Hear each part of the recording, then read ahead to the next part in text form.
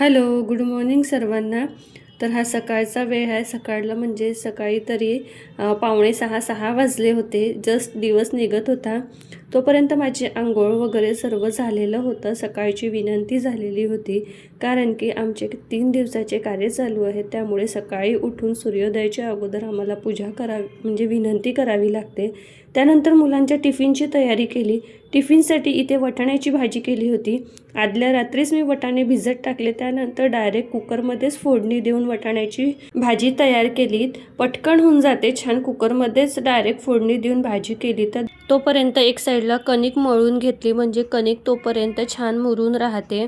पटकन चपात्या करून घेतल्या. कधी कधी सकाळला एवढी घाई होते, 2 मुलांचे टिफिन रेडी करा, नाश्ता तयार करा. त्या पटकन सर्व रेडी केलं. मुलांचा टिफिन रेडी केला आणि मुलांना शाळेत पाठवलं.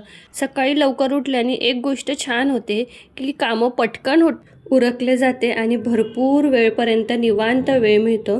मुलं शाळेत गेल्यावर अगोदर आम्ही चहा वगैरे घेऊन घेतला. त्यानंतर मस्त फ्रूट्स यांचा नाश्ता केला. चला तर आपण भेटूया पुढच्या व्हिडिओमध्ये.